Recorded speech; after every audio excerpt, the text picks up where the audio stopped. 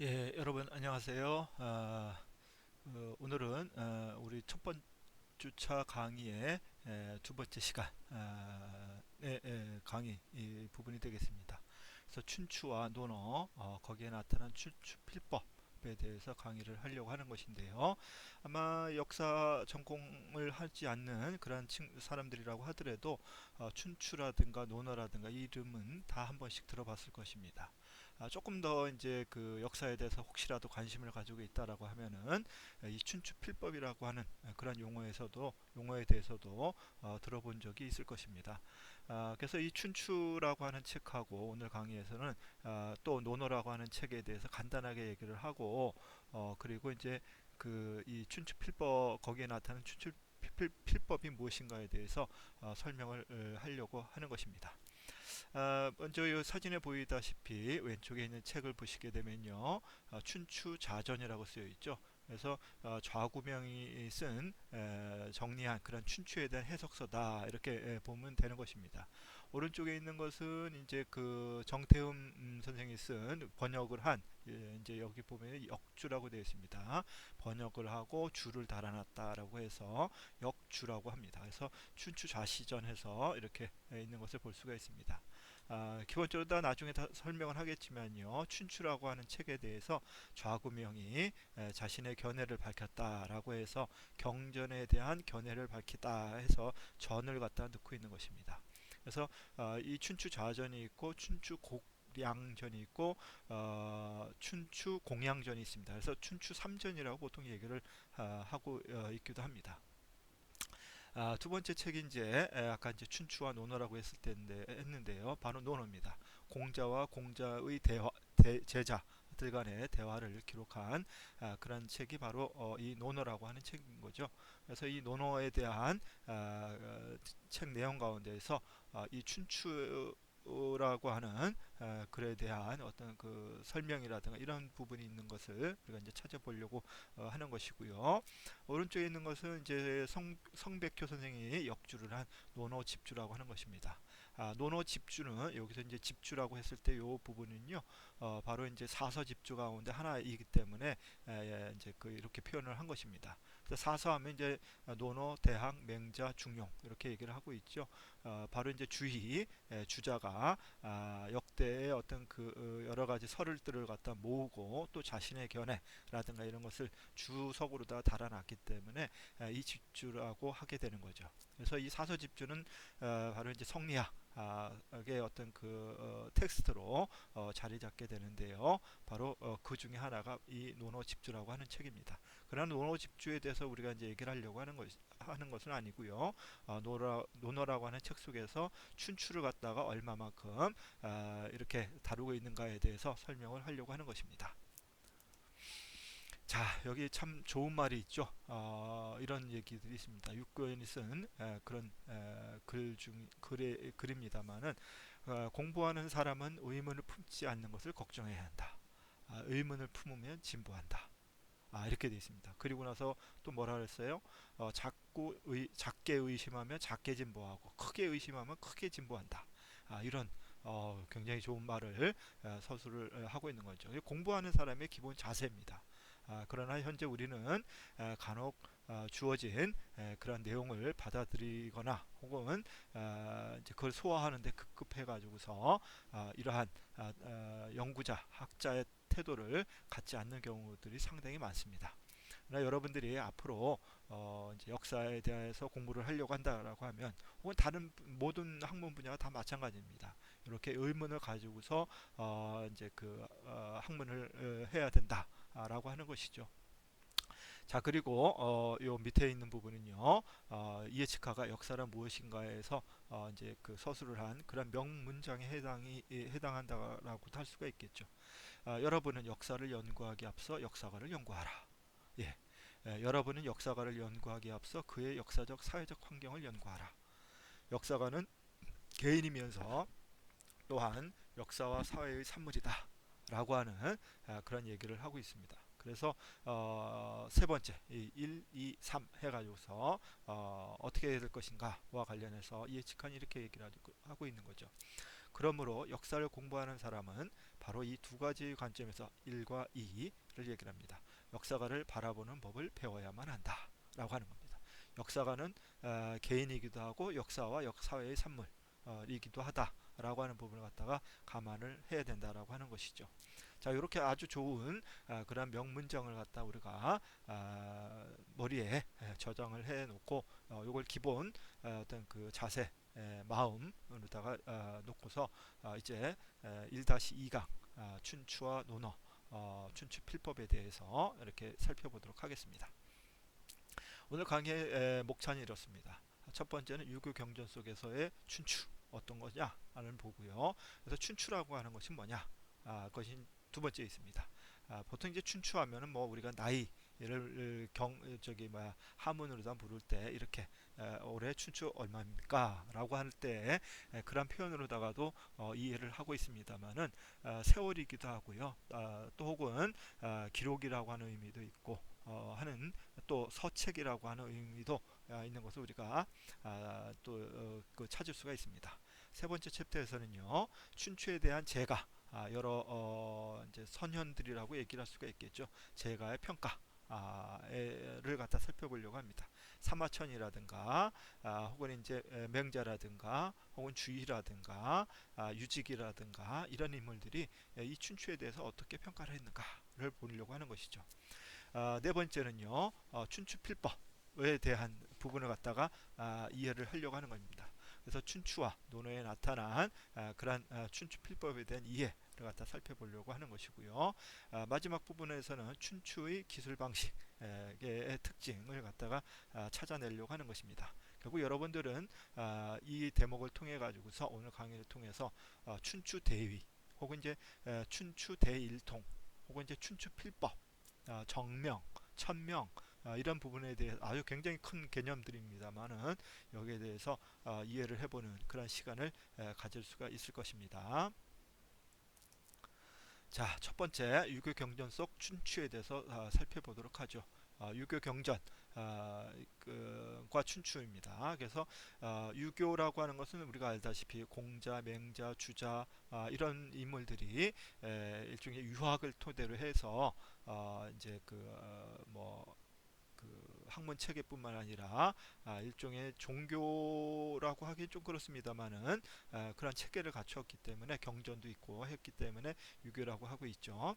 어쨌든 그 다음에 유교 경전일 때 경전이 있습니다. 경이라고 하는 거하고 전이라고 하는 것이 합쳐진 그러한 어떤 그 용어가 되겠습니다. 그래서 뒤에 설명이 나오기 때문에 그건 뒤로 미루고요. 자, 우리가 이 유교 경전에 대해서 보게 되면요. 크게 여러 가지 그 구분이 있는 것을 볼 수가 있습니다. 육경이라고 하는 용어가 있죠. 그 다음에 오경이라고 하는 용어가 있죠. 삼경이라고 하는 용어가 있죠. 십삼경이 있습니다. 또 사서라고 하는 용어가 있습니다. 여러분들이 이제 앞으로 우리 이제 사학과 수업을 들으면서 혹은 이제 뭐 부전공으로다가 동양학 혹은 이제 철학을 한다면 더 그렇겠습니다만은 이러한 경서에 대한 그 용어라든가 내용이라든가 여기에 대해서 분명히 알게 되리라고 생각이 됩니다. 먼저 육경을 한번 좀 볼까요?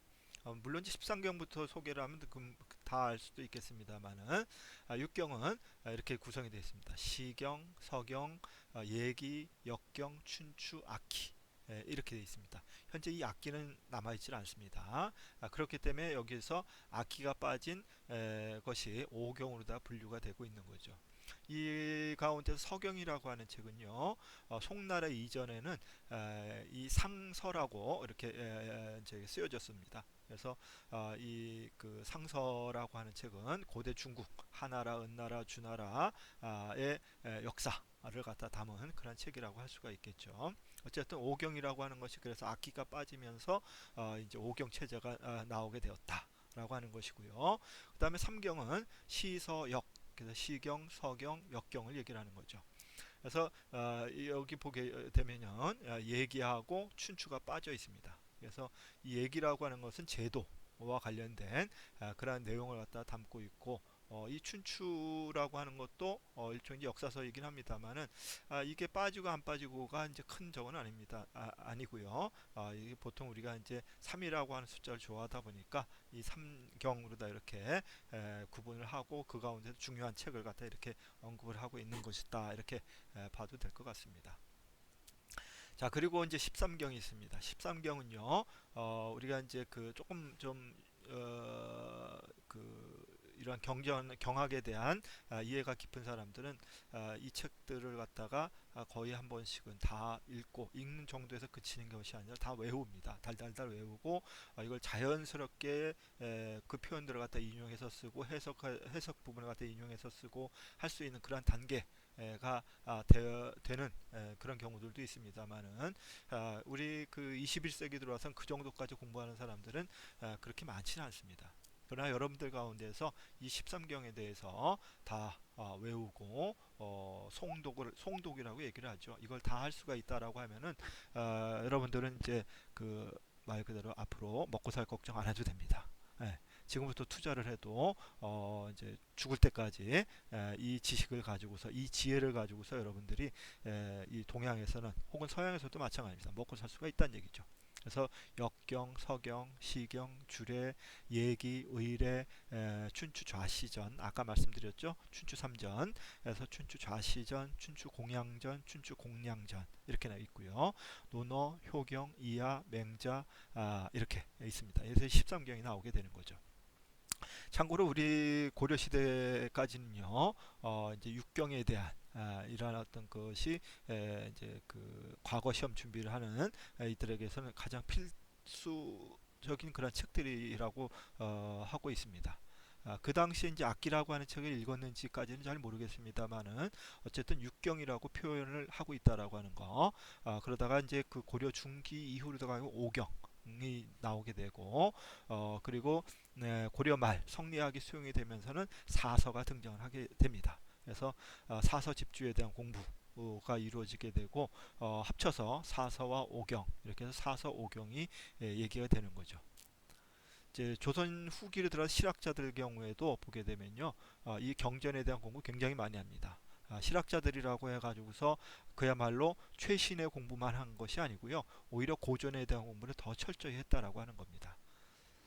그래서 이 가운데에서 우리는 이 춘추라고 하는 책에 대해서 이 좌구명, 좌시라고 표현되어 있습니다만은 이 좌구명, 그 다음에 공양, 그 다음에 공량 이들이 어떻게 해석을 했는가를 갖다가 살펴보게 되는데 그 가운데서 가장 우리가 익히 알고 있는 것이 이 춘추 좌시전입니다. 혹은 좌시 춘추전이라고도 얘기를 하고 있습니다만은 또 조금 더 얘기를 해보도록 하겠습니다.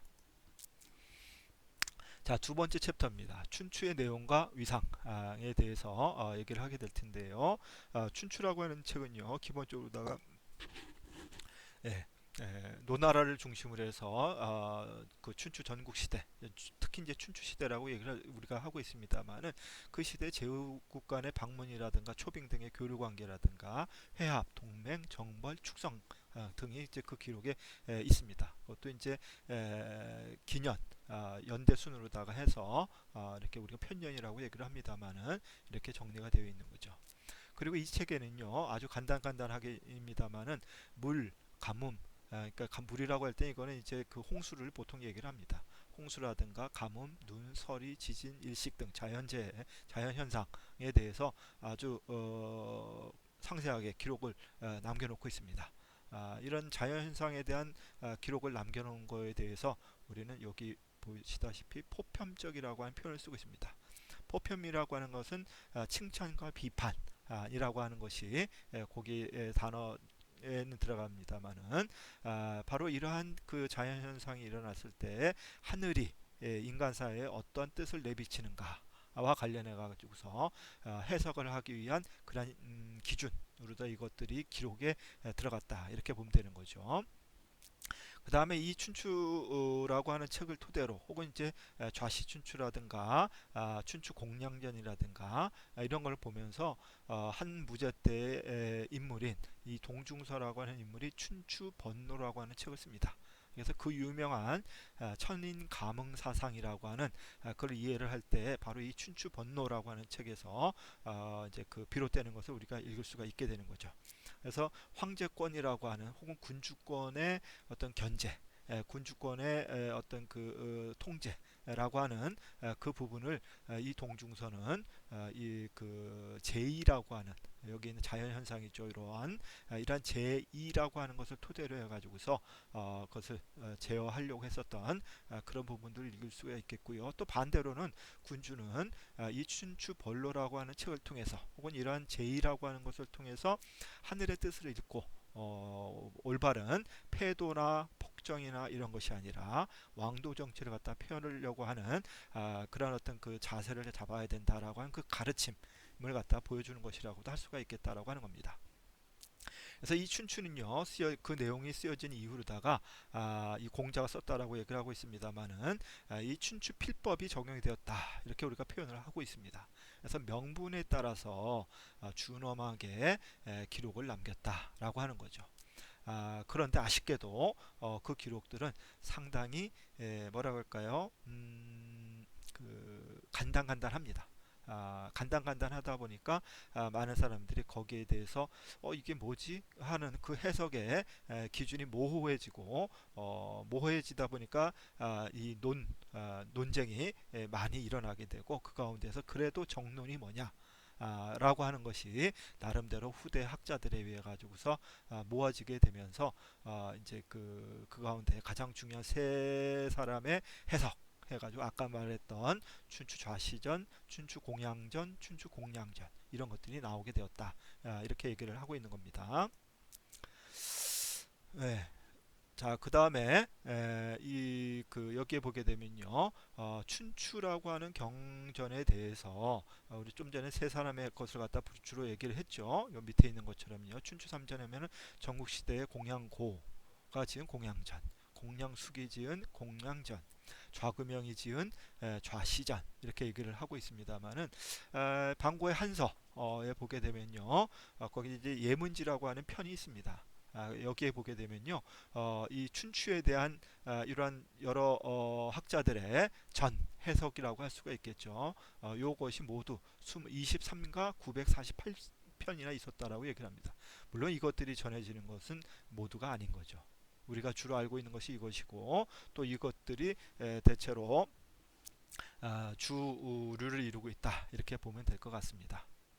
그만큼 춘추에 대한 해석 이라든가 주라든가 이런 것들이 다양하게 이루어졌다라고 하는 것을 읽을 수가 있고 또 한편으로다가 춘추에 대한 이 한나라 때 사람들의 이제 관심 이 어느 정도로 깊었는지에 대해서도 살짝 엿볼 수가 있지 않을까라고 하는 겁니다.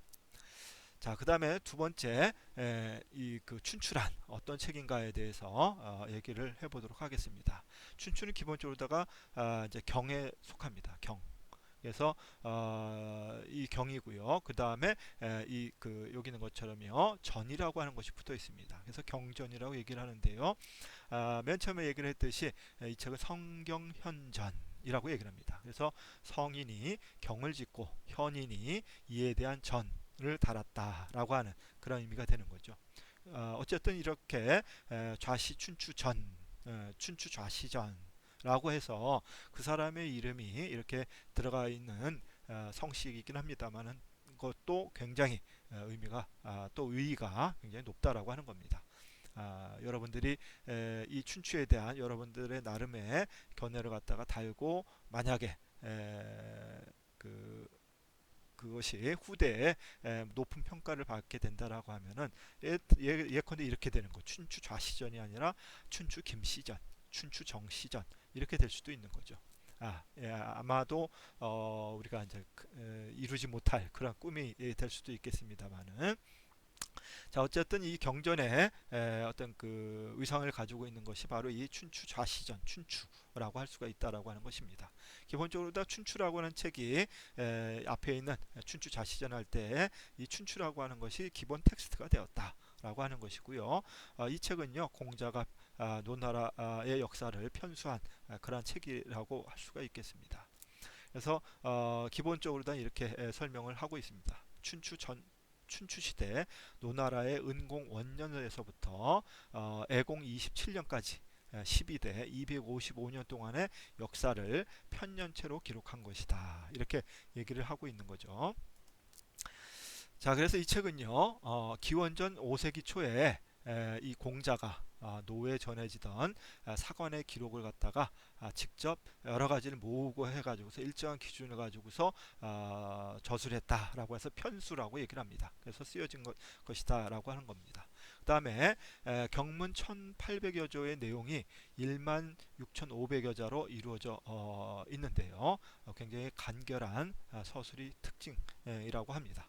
간결하다 보니까 아까 말씀드렸듯이 모호하고요. 모호하다 보니까 해석이 많아지게 되고 하는 그런 결과로 다 이어지고 있긴 합니다.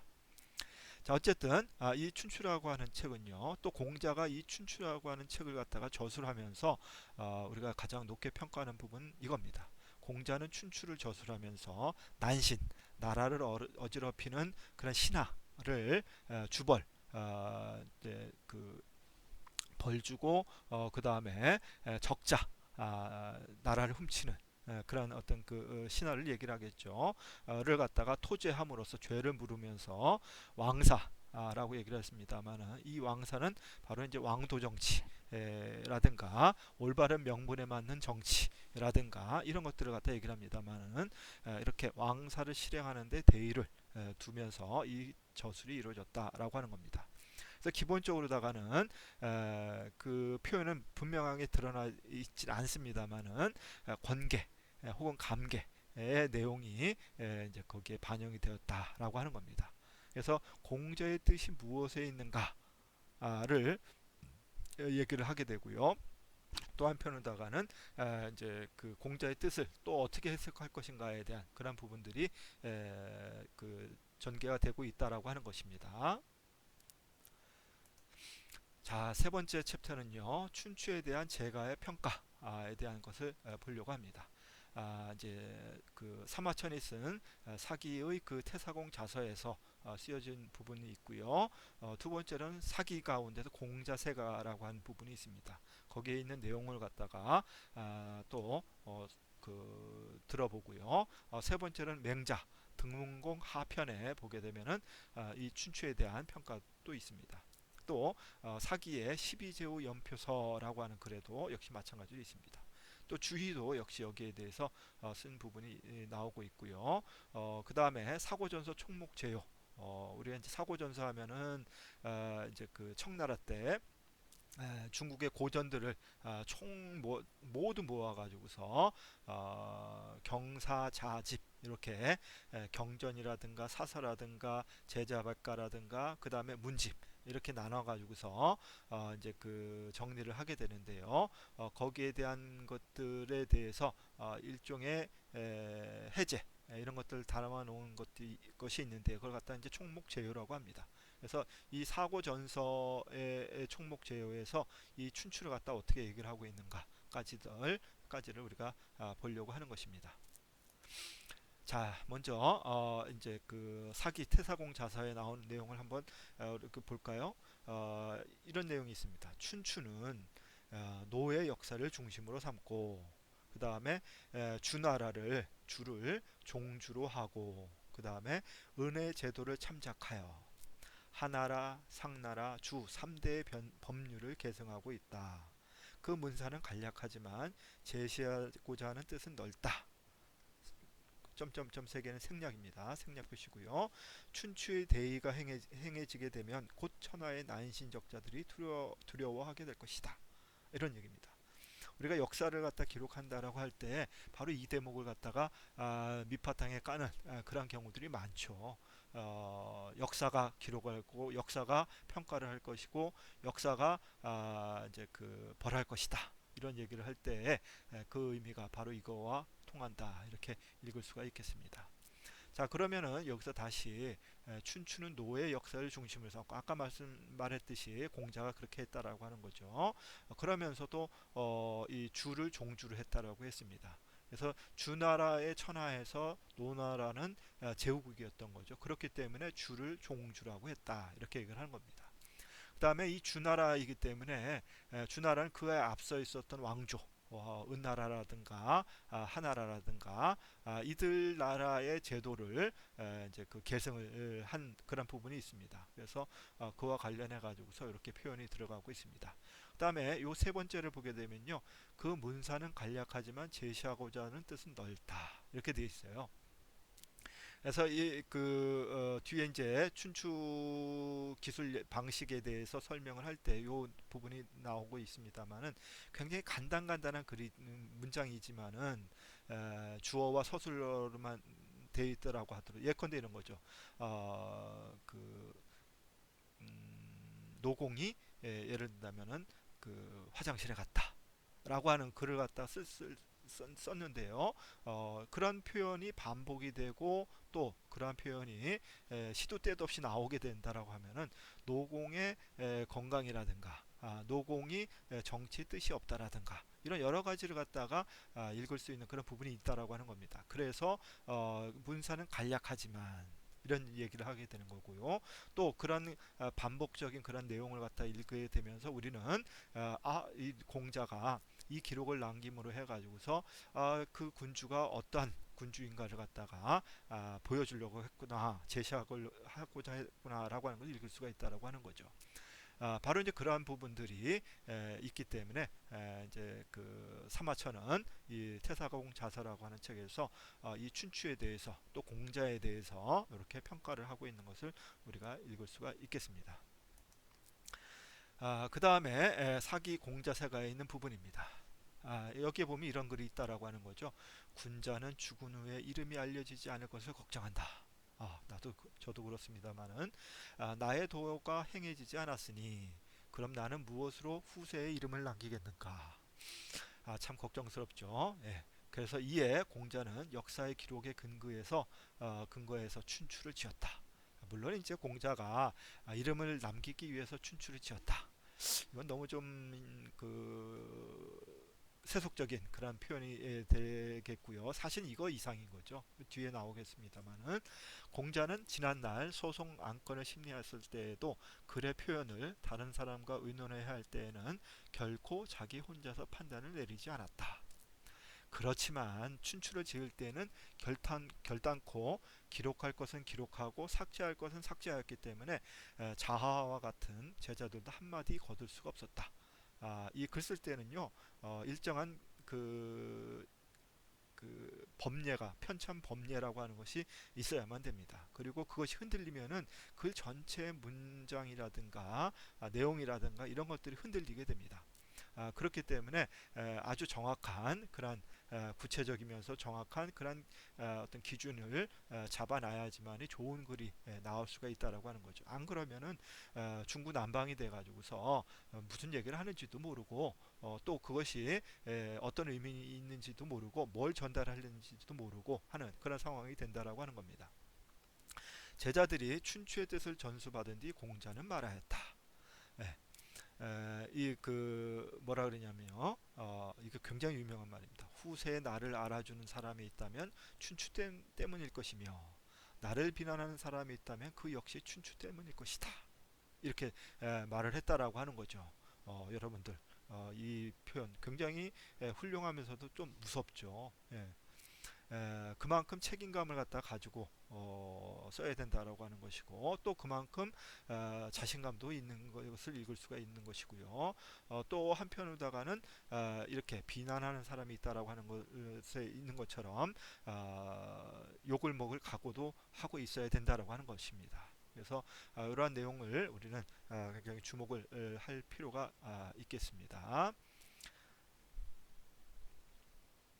예, 잠시 30분이 이제 돼가기 때문에 여기서 잠시 멈추고 다시 시작을 하도록 하겠습니다.